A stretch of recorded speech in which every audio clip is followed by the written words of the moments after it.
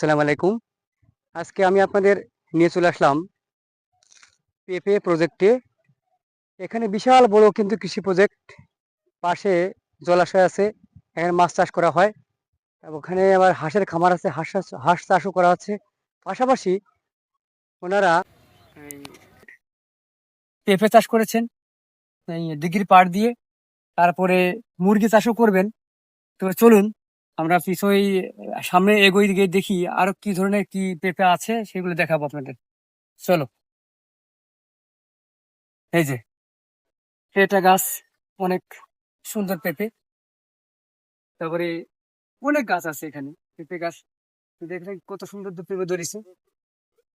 এভাবে কিন্তু সামনে যত যাবো ততই কিন্তু আসলে দেখতে যাবে কিন্তু পেঁপে আর পেঁপে। পাশে ধান ক্ষেত আছে, পাশে বড় জলাশয় আছে, পানি জলাশয় আছে, জলাশয়গুলো মাছ চাষ করা হচ্ছে। সেই যে এটা পেঁপে গাছ, এগুলো কিন্তু খেতে খুব মজা লাগে। তারপরে এই একটা গাছ, পেঁপেও কিন্তু অনেক, দেখালে কিন্তু অনেক এরিয়া, সেই এরিয়ার ভিতরে অনেক পেঁপে আছে। শুধু আজকে আপনাদের পেঁপেই দেখাবো, পেঁপেই। এই যে বড় বড় পেঁপে, এটা এটা পেঁপে। দেখছেন আমি যে হাঁটতেছি, আহ, জলাশয়ের পাড়টা আছে, পাড় কিন্তু পেঁপে গাছে ভরপুর। যদি আপনারা এরকম ভাবে আহ, মাছ চাষের পাশাপাশি ফল চাষ করেন তাহলে অবশ্যই আহ, দেশের আর্থিক চাহিদা এবং অর্থনৈতিক ডেভেলপ করতে পারবেন। নিজেদের পরিবারের চাহিদা, নিজের পরিবারের অর্থনৈতিক চাহিদা, এগুলো পূরণ করতে পারবেন। তো আমরা মনে করি এইভাবে যদি কৃষিকাজে সম্পৃক্ত হয়ে কৃষিকাজ করি তাহলে আমাদের দেশ, জাতি এবং পরিবারের সমস্যাগুলো আমরা সমাধান করতে পারবো। অনেক সময় আছে, ছেলেপেলে আছে অনেকগুলা, বাবা আছে, তাদের পড়াশোনা করতে অসুবিধা হয়। বাট এই যে একটা পাকা পেঁপে কিন্তু অনেক একবারে পেকে গেছে, একবার দেখছেন, একবারে পেকে গেছে। এই পেঁপেগুলো কিন্তু, এই পাকা পেঁপে কিন্তু খেতে খুব ভালো লাগে। ঠিক আছে, এভাবে কিন্তু যদি আমরা পেঁপে চাষ করি বা ফল ফল চাষ করে থাকি তাহলে অনেক লাভবান হব। তাহলে অবশ্যই অবশ্যই লাভবান হবেন।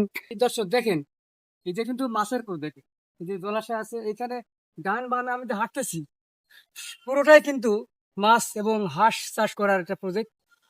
আসলে কৃষি খাতে, কৃষি খামার হিসেবে যদি আমরা করি তাহলে তাহলে আমাদের দেশ এবং আমাদের জাতি ডেভেলপ হতে সময় লাগবে না। আমরা তো আসলে অলস, বাঙালি মানে অলস জাতি। আর যদি আমরা এরকম কিছু করি তাহলে আমাদের কিন্তু অসুবিধা হবে না।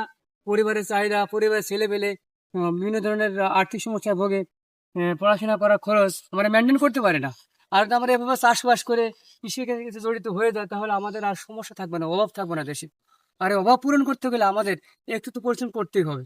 আর পরিশ্রমটা সেই করতে হবে এইভাবে যেন, যে আমরা নিজেদেরকে ভুলে না যায়, নিজেদেরকে নিয়ে না করে, আমরা অবহেলা না করে এই লাউ চাষ, সবজি চাষ, পেঁপে চাষ, তারপরে মাছ চাষ, মুরগি চাষ, হাঁস চাষ, এগুলো আমরা করব।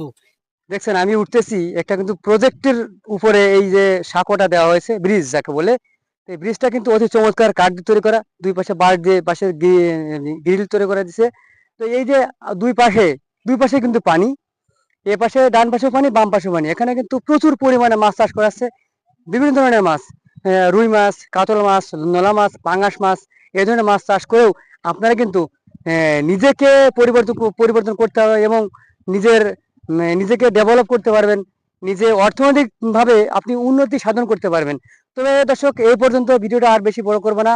ধন্যবাদ, আসসালামু আলাইকুম, আল্লাহ হাফেজ।